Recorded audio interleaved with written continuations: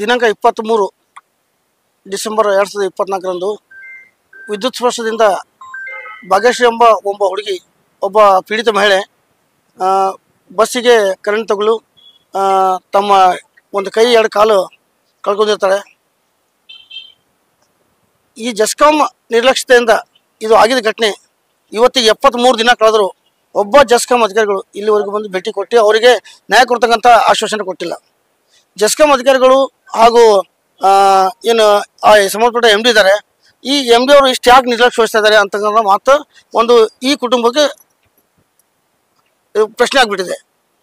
2 ದಿನ ಹಿಂದೆ ವಿಶೇಷವಾಗಿ ಇವತ್ತು ಪತ್ರಿಕೆ ಪ್ರಕಟಣೆಗೆ ನಾವು ಇಲ್ಲಿ ಬಂದಿದ್ದ ಉದ್ದೇಶ ಅಂದರೆ 2 ದಿನ ಹಿಂದೆ 4ನೇ ತಾರೀಕು, ಇವತ್ತು 6ನೇ ತಾರೀಕಿದೆ, 4ನೇ ತಾರೀಕು ಸಾಯಂಕಾಲ 7 ಗಂಟೆ ಆ ಹುಡುಗಿ ಜಸ್ಕಾಂಲಿಂತ ಏನೂ ಸಹಕಾರ ಸಿಗ್ತಾ ಇಲ್ಲ, ಸರ್ಕಾರಲಿಂತ ಏನೂ ಪರಿಹಾರ ಹಣ ಘೋಷಣೆ ಆಗ್ತಾ ಇಲ್ಲ, ಮುಂದಿನ ನನ್ನ ಭವಿಷ್ಯ ಏನು, 2 ಮಕ್ಕಳಿದ್ದಾವೆ, 2 ಕೈ ಒಂದು ಕಾಲು ಒಂದು ಕೈ ಕಳ್ಕೊಂಡ್ ಕೇಸಿ ನಾನು ಏನು ಜೀವನ ಮಾಡಲಿ ಅನ್ನೋದು ಅದು ಪ್ರಶ್ನೆ ಕಾಡಿದಾಗ ಆ ಹುಡುಗಿ ಹಾಸ್ಪಿಟಲ್ ಇರ್ತಕ್ಕಂಥ ಮಾತ್ರೆಗಳು ಒಂದು 15-16 ಮಾತ್ರೆಗಳು ನುಂಗಿ ಸೂಸೈಡ್ ಮಾಡೋಕ್ಕೆ ಪ್ರಯತ್ನ ಪಟ್ಟಿದ್ದಾಳೆ. ತಮ್ಮ ಆತ್ಮ ಧೈರ್ಯ ಕಳ್ಕೊಂಡ್ಬಿಟ್ಟು ಯಾವುದೇ ಹುಡುಗಿ ಆಗಲಿ, ಯಾವುದೇ ಒಂದು ಮಹಿಳೆ ಆಗಲಿ ಈ ಥರ ಡಿಸಿಷನ್ ತೊಗೊಳಕ, ಈ ಥರ ಒಂದು ಸ್ಟೆಪ್ ತೊಗೊಳಕ ಏನು ಕಾರಣ ಅಂದ್ರೆ ಎಲ್ಲೋ ಒಂದು ಕಡೆ ಸರ್ಕಾರದಿಂದ ಇದು ಜಸ್ಕಾಂ ಅಧಿಕಾರಿಗಳಿಂದ ಎಲ್ಲೋ ಇವರು ವಿಫಲ ಆಗಿದ್ದಾರೆ. ಇವ್ರೇನೋ ನಂಗೆ ಮಾಡಲ್ಲ, ಮುಂದೆ ನಾನು ಬದುಕಿದ್ರೆ ಏನಂತ ಆ ಹುಡುಗಿ ನಿನ್ನೆ ಅದು ಸೂಸೈಡ್ ಮಾಡೋಕ್ಕೆ ಪ್ರಯತ್ನ ಪಟ್ಟಿದ್ದಾರೆ.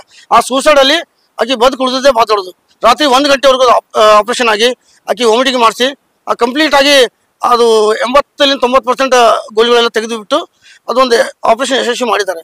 ಆ ಸನ್ರೈಸ್ ಹಾಸ್ಪಿಟಲ್ಗೆ ನಾನು ಕೃತಜ್ಞತೆ ಸಲ್ಲಿಸ್ತೇನೆ. ಆದರೆ ಜಸ್ಕಾಂ ಅಧಿಕಾರಿಗಳು ಮತ್ತು ಸನ್ರೈಸ್ ಹಾಸ್ಪಿಟಲ್ ಮಧ್ಯೆ ಏನು ಡಿಫ್ರೆನ್ಸಸ್ ಬಂದಿದೆ ಗೊತ್ತಿಲ್ಲ. ಆದರೆ ಅವರು ಬಿಲ್ ಕೊಡೋಕ್ಕೆ ಇನ್ನೂ ಒಂದು ಲಕ್ಷ ಕೊಟ್ಟಿದ್ದು ಬಿಲ್ ಇನ್ನೂವರೆಗೂ 14 ಲಕ್ಷ ಬಿಲ್ ಸಮಥಿಂಗ್ ಪೆಂಡಿಂಗ್ ಇದೆ. ಆ ಪೆಂಡಿಂಗ್ ಬಿಲ್ಲನ್ನು ಕೊಡ್ತಾನೆ ಇಲ್ಲ. ಯಾಕೆ ಕೊಡ್ತಾ ಇಲ್ಲ ಅಂತ ಗೊತ್ತಿಲ್ಲ. ಮಾನ್ಯ ಜಿಲ್ಲಾಧಿಕಾರಿಗಳು 2ನೇ ತಾರೀಕು ಫೋನ್ ಮಾಡಿ ಜಸ್ಕಾಂ ಅಧಿಕಾರಿಗೆ ಹೇಳ್ತಾರೆ, ಇವ್ರು ಇಲ್ಲಿ ಬಂದಿದ್ದಾರೆ, ಅವ್ರು ಏನು ಬಿಲ್ ಇದೆ ಪೆಂಡಿಂಗ್ ಕ್ಲಿಯರ್ ಮಾಡಿರಿ, ಅವ್ರಿಗೆ ಒಂದು ಸರ್ಕಾರದಿಂದ ಏನಾದರೂ ಒಂದು ಹಣ ಘೋಷಣೆ ಮಾಡ್ತಕ್ಕಂಥ ಕೆಲಸ ಆಗಲಿ, ಅವ್ರಿಗೆ ಪರಿಹಾರ ಘೋಷಣೆ ಮಾಡ್ತಕ್ಕಂಥ ಆಗಲಿ, ಜಾಬ್ ಸೆಕ್ಯೂರಿಟಿ ಆಗಲಿ, ಈ ವಿಷಯದಲ್ಲಿ ತಾವು ಅವ್ರಿಗೆ ಹೋಗಿ ಭೇಟಿ ಆಗಲಿ ಅಂತ ಜಸ್ಕಾಂ ಅಧಿಕಾರಿಗೆ ಮಾನ್ಯ ಇದು ಫೌಜಾ ತರನ್ ಮೇಡಮ್ ಅವ್ರು ಹೇಳಿದ್ರು ಸಹ ಇದು ಮಾಡಿಲ್ಲ. ಅದಕ್ಕೆ ಇದು 4ನೇ ತಾರೀಕು ಘಟನೆ ಆಯಿತು. ಆ ಹುಡುಗಿ ಎಲ್ಲೋ ಈ ವಿಷಯ ಕೇಳಿಬಿಟ್ಟು ಎಲ್ಲೋ ಒಂದು ಕಡೆ ಸರ್ಕಾರದಿಂದ ವಿಫಲ ಆಗ್ತಾ ಇದೆ, ನಾನು ಬದುಕು ಉಪಯೋಗ ಇಲ್ಲ, ನಾನು ಮತ್ತೆ ಮನೆ ಹೋದ್ರೆ ನಾವು ಮನೆಗೆ ವಜ್ಜೆ ಆಗ್ತೀನಿ, ಆ ಕುಟುಂಬಕ್ಕೆ ವಜ್ಜೆ ಆಗ್ತೀನಿ ಅಂತ ಈ ಹುಡುಗಿ ಡಿಸಿಷನ್ ತೊಗೊಂಡ್ರು. ಎಲ್ಲೋ ಒಂದು ಕಡೆ ನಂಗೆ ಕಂಪ್ಲೀಟ್ ಆಗಿ ಜಸ್ಕಾಂ ಅಧಿಕಾರಿ ಒಬ್ಬರು ವೀರಭದ್ರ ಅಂತ ಸಾಲಿಮನಿ, ಹಾಗೆ ಇನ್ನೊಬ್ಬ ದಿಲೀಪ್ ರೆಡ್ಡಿ ಅಂತ, ಇವರಿಬ್ಬರು ಕಲಬುರಗಿಯಲ್ಲಿ ಇಂಥ ಭ್ರಷ್ಟ ಅಧಿಕಾರಿಗಳು ಇದ್ದಾರಂತ ನಮ್ಮ ಕಣ್ಣಿಗೆ ಕಾಣ್ತಾ ಇದೆ. ಯಾಕಂದ್ರೆ ಮನುಷ್ಯತ್ವ ಇದ್ರೆ ಅವ್ರು ಬಂದು ಅಟ್ಲೀಸ್ಟ್ ಒಂದು ಮಾತು ಹೇಳಿ ಹೋಗ್ತಾ ಇದ್ರು, ಅವ್ರು ಜಸ್ಕಾಂ ಅಧಿಕಾರಿ ತಂದು ಭೇಟಿ ಮಾಡ್ತಾ ಇದ್ರು. ಇಂಥ ದೊಡ್ಡ ಘಟನೆ ಆದರೂ ಅವ್ರು ಇನ್ನೂವರೆಗೂ ಭೇಟಿಯಾಗಿಲ್ಲ. ಈ ಘಟನೆ ಮೊನ್ನೆ ಆಗಿದೆ, ಇನ್ನೂರು ಭೇಟಿ ಅಂದ್ರೆ ಅವ್ರು ಇಂಥ ಸಾಕ್ಷಿ ನಾಶ ಮಾಡ್ತಕ್ಕಂಥ ಕೆಲಸನೇ ಮಾಡ್ತಾ ಇದ್ದಾರೆ. ಈ ಕಲಬುರಗಿಯಲ್ಲಿ ಇದು ನವೆಂಬರ್ ಡಿಸೆಂಬರ್ ಇಂದ ಇದು 3 ತಿಂಗಳಲ್ಲಿ ಇದು 5ನೇ ಇನ್ಸಿಡೆಂಟ್, 4ನೇ 5ನೇ ಇನ್ಸಿಡೆಂಟ್. ಒಂದು ಕೃಷ್ಣೂರಲ್ಲಿ ಆಯಿತು, ಒಂದು ಬಸ್ ಸ್ಟ್ಯಾಂಡ್ ಆಯಿತು, ಒಂದು ದರ್ಗಾದಲ್ಲಿ ಆಯಿತು, ಒಂದು PNT ರಸ್ತೆಯಲ್ಲಿ ಆಯಿತು, ಮತ್ತು ಇದು ಒಂದು ಮೋಹನ್ ಲಾಲ್ ಹತ್ರ ಇದು ಆಯಿತು. ಆದರೂ ಇವರು ಜಸ್ಕಾಂ ಅಧಿಕಾರಿಗಳು ಇಷ್ಟು ನಿರ್ಲಕ್ಷ್ಯ ವಹಿಸ್ಲಿಕ್ಕೆ ಯಾಕಂದ್ರೆ ಇದು ಬರೋ 23ನೇ ತಾರೀಕಿಗೆ ಚಾರ್ಜ್ ಶೀಟ್ ದಾಖಲೆ ಆಗುತ್ತೆ. 3 ತಿಂಗಳಾದ್ರೆ ಚಾರ್ಜ್ ಶೀಟ್ ದಾಖಲೆ ಆಗುತ್ತೆ. ಇದು 2 ತಿಂಗಳಾಗಿದೆ. ಆ ಚಾರ್ಜ್ ಶೀಟ್ ಅಲ್ಲಿ ಎಲ್ಲೋ ಸಾಕ್ಷ್ಯ ನಾಶ ಮಾಡಿ ಇದು ಕಂಪ್ಲೀಟ್ ಆಗಿ ಕೇಸ್ ವಿಫಲ ಮಾಡಿ ಆ ಹುಡುಗಿಗೆ ಡಿಮೋಟಿವೇಟ್ ಮಾಡಿ ಆಕೆ ಡಿಪ್ರೆಷನ್ ತಂದುಬಿಟ್ಟು ಅಷ್ಟು ಡಿಪ್ರೆಷನ್ ಆಗೋ ಕಾರಣ ಇವರು ಜಸ್ಕಾಂ ಅಧಿಕಾರಿಗಳು. ಅದ್ರ ವಿಶೇಷವಾಗಿ MD ಇದ್ದಾರಲ್ಲ, ಅವರು ಕಂಪ್ಲೀಟ್ ಆಗಿ ಈ ಭ್ರಷ್ಟರಿಗೆ ಸಪೋರ್ಟ್ ಮಾಡ್ತಕ್ಕಂಥ ಕೆಲಸ ಮಾಡ್ತಾ ಇದ್ದಾರೆ ಅನಿಸ್ತಾ ಇದೆ. ಅದಕ್ಕೂ ನಾನು ನಿನ್ನೆ ಅಲ್ಲಂ ಪ್ರಭು ನಮ್ಮ ಶಾಸಕರಿಗೆ ನಾವು ಕರೆ ಮಾಡೋ ಮೂಲಕ ಅವರಿಗೊಂದು ಪತ್ರ ಬರ್ತೀವಿ. ಅವರು ಒಂದು ಲೆಟರ್ ರೆಡಿ ಮಾಡಿದ್ದಾರೆ. ಮಾನ್ಯ ಸಿದ್ದರಾಮಯ್ಯ ಅವರಿಗೆ, ಮುಖ್ಯಮಂತ್ರಿಗೆ ಒಂದು ಲೆಟರ್ ರೆಡಿ ಮಾಡಿದ್ದಾರೆ. ಅವ್ರು ಇವತ್ತು ಸದನದಲ್ಲಿ ಇದು ವಿಷಯ ಚರ್ಚೆ ಮಾಡ್ತಾ ಇದ್ದಾರೆ. ಕಲಬುರಗಿಯಲ್ಲಿ ಇರ್ತಕ್ಕಂಥ ಎಲ್ಲ ಅನಧಿಕೃತ ವಾರಿಗಳಿದಾವಲ್ಲ ಅವೆಲ್ಲ ತೆರವುಗೊಳಿಸಬೇಕು. ಇಲ್ಲಿಂದ ಬೆಂಗಳೂರುವರೆಗೂ ಏನು ಎಲ್ಲ ಅನಧಿಕೃತ ವಾರಿಗಳಿದಾವಲ್ಲ ಆ ಕೇಬಲ್ ವಾರಿಗಳನ್ನು ತಕ್ಷಣ ತೆಗಿಬೇಕು. ಅವ್ರು ಒಂದು ವೇಳೆ ಈ ಸೆಷನ್ದಲ್ಲಿ ಇದು ವಿಷಯ ಪ್ರಸ್ತಾಪ ಮಾಡ್ತಾ ಅಂತ ಹೇಳಿದ್ದಾರೆ, ಪ್ರಸ್ತಾಪ ಮಾಡ್ತಾರೆ. ಮತ್ತೆ ಆ ಹುಡುಗಿಗೆ ನ್ಯಾಯ ಕೊಡ್ತಕ್ಕಂಥ ಕೆಲಸ ವಿಷಯದಲ್ಲಿ ಮತ್ತು ಆ ಹುಡುಗಿಗೆ ಒಂದು ಜಾಬ್ ಗ್ಯಾರಂಟಿ ಆಗಲಿ, ಸರ್ಕಾರದಿಂದ CM ಫಂಡ್ ಆಗಲಿ, ಮತ್ತು ಆ ಹುಡುಗರು ಇಬ್ಬರದು ವಿದ್ಯಾಭ್ಯಾಸ ವಿಷಯದಲ್ಲಾಗಲಿ ಅವ್ರು ಕಂಪ್ಲೀಟ್ ಆಗಿ ಹೆಲ್ಪ್ ಮಾಡೋ ಮಾತು ಆಡಿದ್ದಾರೆ. ಆದರೆ ಇವತ್ತು ಸದನದಲ್ಲಿ ವಿಷಯ ಚರ್ಚೆ ಆಗುತ್ತೆ. ಚರ್ಚೆ ಆಗಲಿ ಬಿಡಲಿ, 1 ವಾರ ನಾವು ಗಡಿ ಕೊಡ್ತಾ ಇದ್ದೀವಿ. ಜಸ್ಕಾಂ ಅಧಿಕಾರಿಗಳು ಒಂದು ವೇಳೆ ಆ ಹುಡುಗಿಗೆ ಇವತ್ತಲ್ಲ ನಾಳೆ ಬಂದು ಭೇಟಿ ಆಗಲಿಲ್ಲ ಅಂದರೆ ನಾವು ಕಲಬುರಗಿಯಲ್ಲಿ ಸೃಷ್ಟಿ ಫೌಂಡೇಶನ್ ಹಾಗೂ ಸುಮಾರು ಒಂದು 30 ಜನಪರ ಸಂಘಟನೆಗಳು, ಕನ್ನಡಪರ ಸಂಘಟನೆಗಳು, ದಲಿತ ಪರ ಸಂಘಟನೆಗಳು, ಇನ್ನಿತರ ಸಂಘಟನೆಗಳು ಕೂಡಿ ಸನ್ರೈಸ್ ಹಾಸ್ಪಿಟಲಿಂದ ಡಿಸ್ಚಾರ್ಜ್ ಆದ್ಮೇಲೆ ಸನ್ರೈಸ್ ಹಾಸ್ಪಿಟಲಿಂದ ಜಸ್ಕಾಂ ಕಚೇರಿಗೆ 1,000 ಜನ ಪದಾಧಿಕಾರಿಗಳು ಕಾರ್ಯಕರ್ತರು ಹೋಗ್ಬಿಟ್ಟು ಮುತ್ತಿಗೆ ಹಾಕುತ್ತ ಕೆಲಸ ಮಾಡ್ತೀವಿ. ಮುಂದಿನ ಹೋಗುಗಳಿಗೆ ಅಲ್ಲಿ ಏನಾದರೂ ಅನೇಕ ಘಟನೆ ಆಗಿದ್ರೆ ಆ ಘಟನೆ ನೇರ ಹೊಣೆಗಾರ ಜಸ್ಕಾಂ MD ಅಂತ ನಾನು ನೇರವಾಗಿ ತಮ್ಮ ಮೂಲಕ ಎಚ್ಚರಿಕೆ ಕೊಡ್ತಾ ಇದ್ದೀನಿ. ಬೇಡಿಕೆ ಏನಿಲ್ಲ ಸರ್. ಅವ್ರು ಆ ಕುಟುಂಬಕ್ಕೆ ಆ ಹುಡುಗಿಗೆ ಒಂದು ಜಾಬ್ ಕೊಡ್ತಕ್ಕಂಥ ಕೆಲಸ, ಸರ್ಕಾರಿ ನೌಕರಿ ಕೊಡಬೇಕು. ಯಾಕಂದ್ರೆ ಆಕಿಂದ ಎರಡು ಕಾಲಿಲ್ಲ, ಒಂದು ಕೈ ಇಲ್ಲ, ಆಕಿ ಜೀವನ ಏನು ಮಾಡಬೇಕು?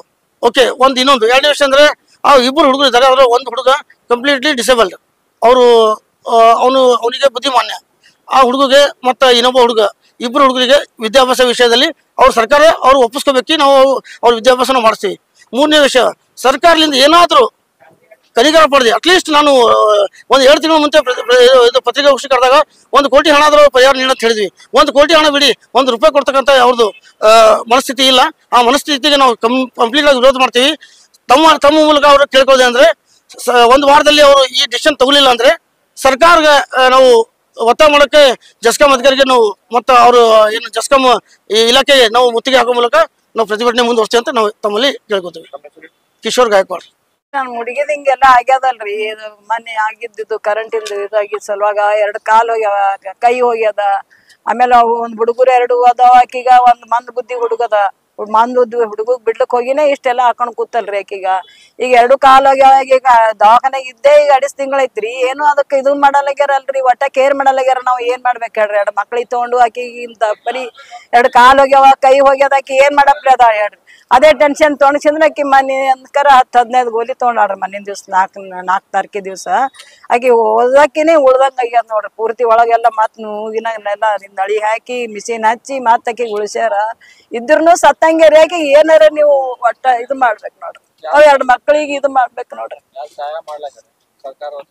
ಏನು ಮಾಡಿ ಅಲ್ಲಾಗ್ಯಾರ ನೋಡ್ರಿ, ಏನು ಸಹಾಯ ಮಾಡಿಲ್ಲ, ಏನಿಲ್ಲ. ಸರ್ಕಾರ ಹೊತ್ತಿದ್ಲಿಂತಾರೆ ಏನು ಇಲ್ರಿ. ಅವ್ರ ಅಲ್ಲಂ ಪ್ರಭು ಬಂದೆ ಇಷ್ಟ 2-3 ಸಲ ಬಂದ್ ಹೋಗ್ಯಾರ. ಖರೆ ಅಂದ್ರ ಒಣ ಬರೋದು ಹೋಗೋದ ಐತೆ. ಆಕಿಗೆ ಏನು ನ್ಯಾಯ ಕೊಟ್ಟೆ ಇಲ್ಲ ನಾವು. ಆಕಿಗೆ ಏನಾರ ನ್ಯಾಯ ಕೊಡ್ಬೇಕು ನೋಡ್. ಅವ್ 2 ಹುಡುಗರದ್ ಏನ್ ಮಾಡ್ತೀರಿ? ನಿಮ್ಗ್ ಬಿಟ್ಟಿದ್ ನೋಡ್ರಿ ನೀವು. ನಮ್ಮ ಮನ್ಯಾಗ ಗಂಡಸ್ ಮಕ್ಳಂತೂ ಯಾರಿಲ್ಲ. ನಮ್ಮ ಮಗ ತೀರ್ಕೊಂಡ್ 4 ವರ್ಷ ಐತ್ರಿ.